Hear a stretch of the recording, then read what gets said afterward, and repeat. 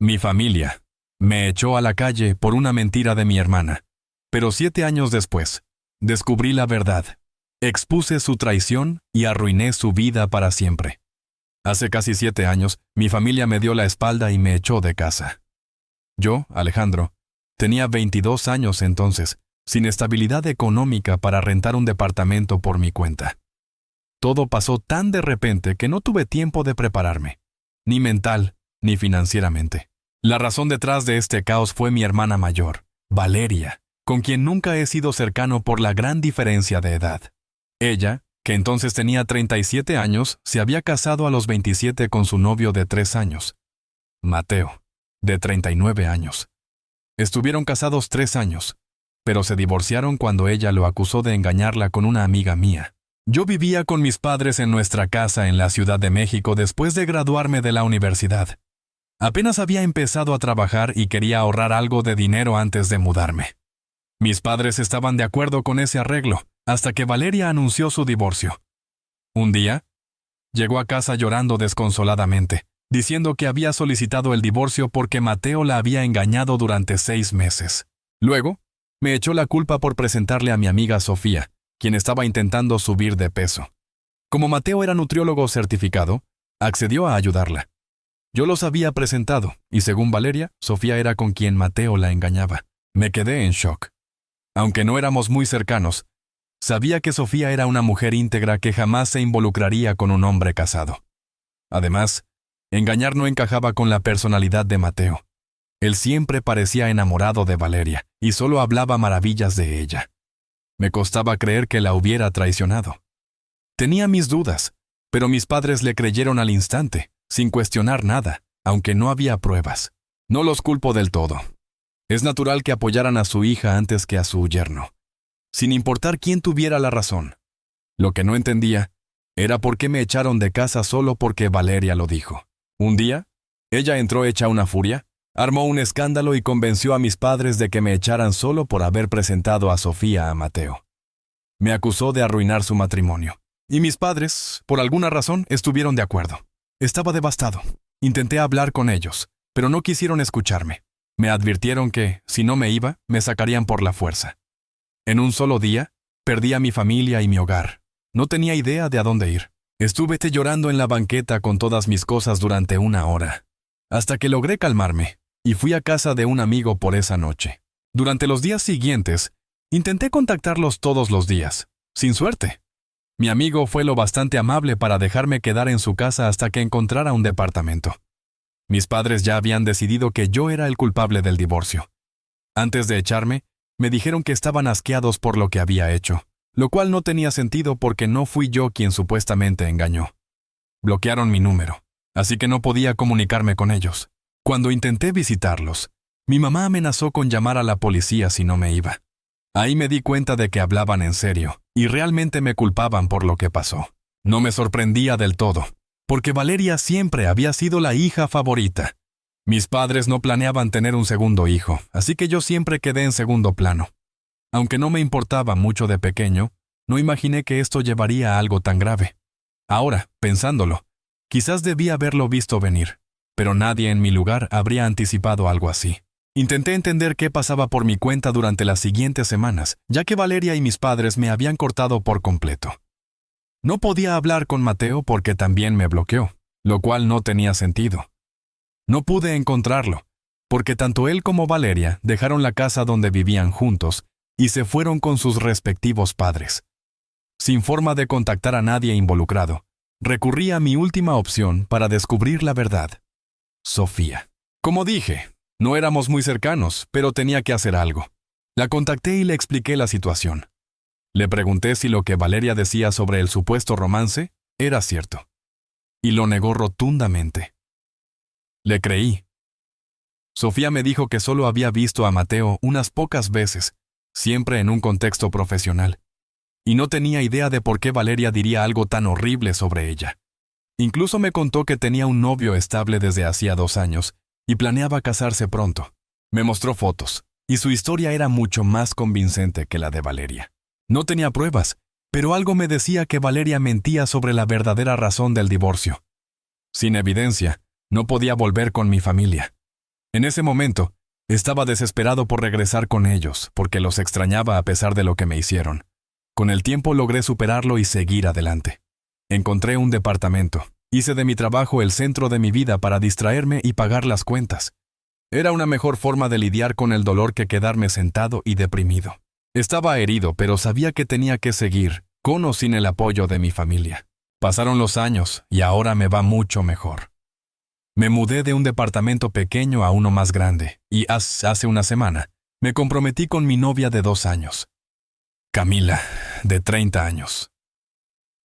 Nuestra publicación de compromiso en redes sociales cambió todo, porque unos días después recibí un correo electrónico de la nada que no solo explicó toda la historia del divorcio de Valeria, sino que venía con pruebas. Camila suele publicar sobre nosotros en Instagram, pero la foto de nuestro compromiso también llegó a su Facebook, donde tiene una audiencia más amplia. Era una publicación pública que mucha gente vio, incluido mi ex cuñado, Mateo. Resulta que Camila lo conoció en un seminario hace años, porque ella es médica, y lo agregó en Facebook. Así fue como me encontró. Es un mundo pequeño, y por primera vez me alegré de eso. Mateo me contactó unos días después, pero en lugar de escribirme por redes sociales, me envió un correo anónimo. Luego explicó que lo hizo para no sentirse raro, ya que habían pasado varios años desde su divorcio, y no quería parecer alguien que no había superado lo ocurrido. Además, él me había bloqueado en primer lugar, así que le daba vergüenza retomar el contacto por algo de hace tanto tiempo. El correo contenía la historia completa y pruebas de lo que pasó hace 7 años. No podía creer lo que leía. Resulta que Valeria fue quien engañó a Mateo, no al revés, como nos había hecho creer. No solo era una mentira enorme, sino que, irónicamente, ella había engañado a Mateo con un amigo mío, justo como acusó a Mateo. Mi amigo Javier, de 28 años, era cajero en una tienda cerca de la casa de Valeria entonces. Nunca habría hecho la conexión, porque jamás los vi juntos. Supongo que lo mantuvieron bien escondido, pero no lo suficiente para que Mateo no lo descubriera. Cuando Mateo la confrontó, Valeria le dijo que todo era mi culpa porque yo le presenté a Javier y le conté que él necesitaba ayuda, ya que era un cantante aspirante, y ella era buena cantante. Según ella, yo estaba al tanto de todo y ayudé a encubrirlo. Obviamente todo era mentira. No tenía idea de que Valeria y Javier tenían algo. Mateo estaba furioso cuando lo descubrió y bloqueó a toda mi familia, lo que ahora admite que fue una tontería. Pero estaba tan enojado que no pensó bien sus acciones. Me contó todo esto en persona, porque el correo estaba redactado de forma impersonal para que no lo rastrearan hasta él. Las pruebas que adjuntó eran capturas de correos entre Valeria y Javier, donde hablaban de lo fácil que era engañar a Mateo, confesaban su amor y planeaban dónde encontrarse. No había forma de que ella lo negara, porque Valeria firmaba con su segundo nombre, algo que poca gente conoce. La tenía atrapada. Deduje que fue Mateo quien envió el correo después de revisar los amigos de Camila en Facebook, porque algo me decía que esto tenía que ver con redes sociales. Cuando lo encontré en su lista, lo contacté. Nos reunimos hace unos días, y me contó que supo lo que Valeria le dijo a mi familia por Sofía, quien se lo encontró hace un par de años. Le pedí a Sofía que no contara mi versión de la historia, y me arrepentí cuando me di cuenta de que, si no lo hubiera hecho, quizás habría aclarado todo con Mateo mucho antes. Resulta que Sofía y Mateo se cruzaron hace 2 años, hablaron del divorcio, y él se enteró de lo que Valeria nos había dicho. Confesó que quiso hablar conmigo, pero le dio vergüenza.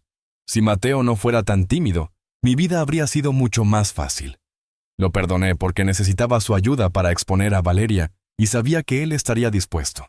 Valeria mintió a mis padres para asegurar su apoyo financiero durante el divorcio y me echó la culpa para asegurarse de que no hablara con Sofía, quien podría haber revelado la verdad.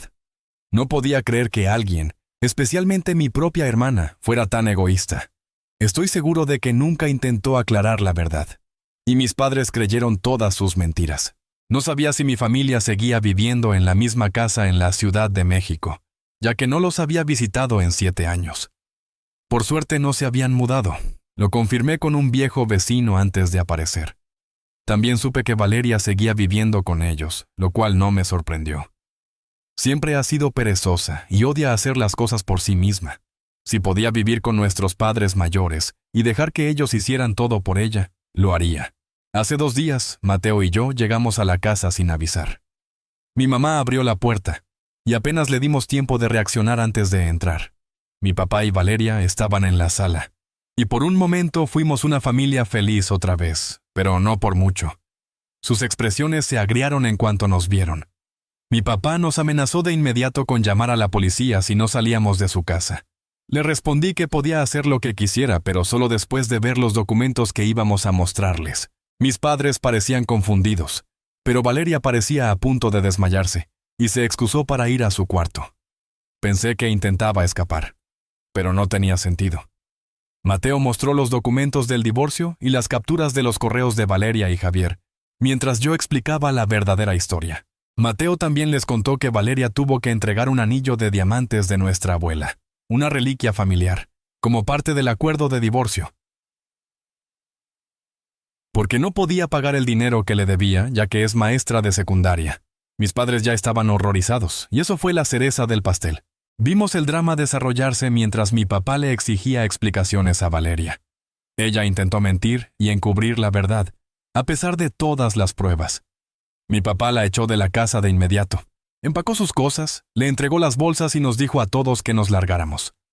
No necesité que me lo dijeran 2 veces y salí con Mateo, mientras Valeria suplicaba a mis padres que la dejaran volver, justo como yo lo hice hace años. Esto era el karma en su máxima expresión, y no podía estar más satisfecho. Han pasado un par de días, y Valeria apareció en mi casa hace unas horas, exigiendo que arreglara las cosas con mis padres de inmediato. No sé cómo me encontró, pero le dije que no le debía nada. Ella arruinó mi vida una vez, así que le devolví el favor, y ahora estamos a mano. Creo que no le quedaba orgullo, porque empezó a llorar y a acusarme de ser un monstruo. No me importó su drama y cerré la puerta mientras seguía sollozando. Solloza. Puse mis audífonos y escuché música mientras Camila trabajaba en su estudio, para que ninguna de las dos nos molestara. Después de un rato, Valeria se fue, pero dejó un mensaje escrito con marcador en mi puerta, diciendo que soy un monstruo vengativo. No veo nada malo en lo que hice, y no me arrepiento en lo más mínimo. Valeria cree que soy el villano, pero solo hice lo que ella me hizo hace años, con la diferencia de que yo dije la verdad, mientras ella mintió y me traicionó. Hace una semana que la echaron, y sigue molestándome. Tuve que amenazarla con llamar a la policía cuando me llamó por 14ª vez en un día, y solo entonces paró. No sé cómo encontró mi número y dirección, pero no me interesa. Valeria intenta darme lástima, diciendo que el sueldo de maestra no le alcanza para vivir. Pero no le creo. Solo está molesta porque ahora tiene que buscar un lugar y pagar renta, luz y comida, ya que mis padres la echaron. Mis padres no son mejores. Me encontraron en Facebook, vieron la publicación de mi compromiso y ahora quieren volver a mi vida e incluso asistir a mi boda. No se han disculpado, pero esperan que los invite a un día tan importante para mí. No entiendo de dónde sacan el descaro, pero no respondo a nada. Camila y yo nos hemos divertido leyendo sus mensajes, porque no pueden estar hablando en serio. Valeria volvió a aparecer en mi casa ayer, después de que la amenacé con reportarla por acoso. Estaba a punto de irme al trabajo, pero se arrojó sobre el cofre de mi coche y se negó a moverse hasta que hablara con ella. Fue exasperante, y terminé llamando a la policía. Se la llevaron mientras gritaba y lloraba, intentando hacerme pasar por el malo, pero nadie le creyó su actuación de víctima. Tomó algo de tiempo presentar cargos, pero en cuanto terminé, me fui al trabajo, porque no quería que este incidente arruinara mi día. Estaba seguro de que mis padres la sacarían bajo fianza, porque siempre ha sido su favorita, y no me equivoqué. Después de hacerlo, me enviaron un mensaje largo diciendo que estaba siendo demasiado duro con ellos, por un error honesto de hace casi una década. Me dio risa, porque nada de lo que me hicieron fue honesto ni un error. Sabían lo que hacían y lo crueles que fueron al echarme a la calle, sabiendo que no tenía a dónde ir. Ahora que puedo hacerles lo mismo, no veo por qué debería ser compasivo. Les respondí que perdieron cualquier derecho a decirme qué hacer hace 7 años, y que mejor dejaran de engañarse. No los he bloqueado aún porque no he tenido tiempo de revisar mis mensajes, pero lo haré pronto. Acabo de llegar del trabajo y revisé mis redes, solo para ver que mis padres me enviaron otro mensaje largo. Camila y yo lo leímos juntos, y juro que fue lo más gracioso que he visto. Parece que no saben que ya no me duele lo que dicen o hacen. Solo me río de lo ilusos y patéticos que son. Dicen que seguimos siendo familia y que han vuelto a aceptar a Valeria en casa, porque ambos hijos merecemos una segunda oportunidad, como si yo hubiera hecho algo malo. También esperan que Camila y yo vayamos a su casa pronto para cenar y resolver nuestras diferencias de manera civilizada antes de la boda. Qué descaro asumir que los quiero en mi boda. Nos reímos mucho con su mensaje estúpido, y luego respondí que no me interesa nada de lo que ofrecen. Estoy perfectamente bien viviendo sin ellos, como lo he hecho estos últimos 7 años. Me mostraron que estoy mejor sin ellos, y siempre estaré agradecido por eso. No los necesito ni quiero su supuesto perdón. Pueden seguir jugando a la familia feliz con Valeria, como han hecho hasta ahora. Con ese último mensaje, los bloqueé de una vez por todas, porque ya no quiero ni las risas. Estoy harto y fuera de esto. Sé que intentarán contactarme de alguna forma, pero mala suerte para ellos. No lo permitiré. Camila es la única familia que necesito ahora, y estoy feliz con ella. Mis padres y mi hermana nunca han podido ver más allá de sí mismos, y dudo que lo hagan. La próxima vez que intenten contactarme, hablarán con mi abogado, y eso es una promesa. Han pasado 2 semanas desde que bloqueé a mis padres y a Valeria para siempre, o al menos eso pensaba. Creía que con ese último mensaje, donde dejé claro que no quería volver a saber de ellos, la historia habría terminado. Pero como suele pasar en esta vida, las cosas nunca son tan simples cuando se trata de la familia. Una noche, mientras Camila y yo preparábamos una cena tranquila en nuestro departamento en la Ciudad de México, alguien tocó el timbre con insistencia. Miré por la ventana y, para mi sorpresa, no era Valeria ni mis padres, sino mi tía Rosa, la hermana menor de mi mamá, quien siempre había sido la voz de la razón en la familia. Rosa, de unos 50 años, siempre tuvo una relación especial conmigo. Cuando era pequeño, solía llevarme a comer tamales en el mercado de Coyoacán los fines de semana y me escuchaba cuando mis padres estaban demasiado ocupados con Valeria. Pero después de que me echaron de casa hace 7 años, perdí contacto con ella también. No por decisión propia, sino porque mi mamá le había dicho que no se metiera en asuntos familiares. Verla parada en la puerta, con una bolsa de pan dulce en la mano como si nada hubiera pasado, me dejó sin palabras. Camila abrió la puerta, antes de que pudiera detenerla, y Rosa entró con esa sonrisa cálida que siempre me hacía sentir en casa. «Alejandro, mijo, ¿cómo estás?», dijo, como si no hubieran pasado 7 años de silencio. Intenté mantener la calma, pero mi pecho ardía de emociones encontradas. Por un lado, quería abrazarla. Por otro, no podía olvidar que ella también desapareció de mi vida cuando más la necesitaba. Le ofrecí un café y nos sentamos en la sala. Camila, siempre atenta, se quedó cerca, lista para apoyarme si las cosas se ponían difíciles. Rosa no perdió tiempo y fue directa al grano. Me contó que se había enterado de todo lo que pasó con Valeria y mis padres gracias a una prima que vio mi publicación de compromiso en Facebook. Al principio no quiso creer las historias que circulaban en la familia, pero cuando se enteró de los correos que Mateo y yo mostramos, decidió buscarme. «Alejandro, siempre supe que no eras capaz de hacer algo tan bajo como de lo que te acusaron», dijo, con los ojos llenos de lágrimas. «Pero no tenía cómo contactarte. Tu mamá me prohibió hablar contigo, y yo, tonta, le hice caso por respeto a la familia». Sus palabras me golpearon fuerte. Por un momento, recordé cuánto extrañaba tener a alguien de mi sangre que me entendiera, pero también sentí una punzada de resentimiento. «Tía, ¿por qué no hiciste nada entonces?», le pregunté, tratando de no sonar demasiado duro. «Estuve solo, en la calle, sin nadie. Si sabías que no era culpable, ¿por qué no me buscaste?». Rosa bajó la mirada, apretando la bolsa de pan dulce contra su pecho. «No tengo excusa, mijo», susurró. «Pensé que con el tiempo todo se arreglaría, que tu mamá y tu papá recapacitarían, pero me equivoqué, y lo siento con todo mi corazón». Camila puso una mano en mi hombro, un recordatorio silencioso de que no estaba solo ahora. Respiré hondo y le pedí a Rosa que continuara.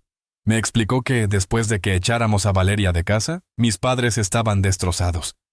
No solo por la verdad sobre Valeria, sino porque se dieron cuenta de que habían perdido a los 2 hijos. Según Rosa, mi papá había estado yendo a terapia para lidiar con la culpa, y mi mamá pasaba noches llorando, mirando fotos viejas de cuando éramos pequeños. «No te estoy pidiendo que los perdones, Alejandro», dijo Rosa. Solo quiero que sepas que están sufriendo. Y no solo por ellos, sino porque saben que te hicieron daño. Esa noche, después de que Rosa se fue, Camila y yo hablamos hasta las 2 de la madrugada. Ella me dijo que, aunque entendía mi dolor, quizás escuchar a Rosa era una señal de que la vida me estaba dando una oportunidad para cerrar heridas, no necesariamente para reconciliarme, sino para encontrar paz. No estaba seguro de querer eso. Había construido una vida sin ellos, con Camila, con mi trabajo, con mis amigos. ¿Por qué debería abrir la puerta otra vez, aunque fuera solo una rendija? Unos días después, recibí una carta. No un mensaje de WhatsApp ni un correo, sino una carta escrita a mano. Algo tan raro hoy en día que casi me dio risa. Era de mi papá. En 3 páginas, llenas de una letra temblorosa, me pedía perdón.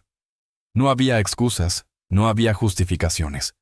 Admitía que se dejó llevar por la ira y el favoritismo hacia Valeria, que no me escuchó cuando debía haber sido su prioridad.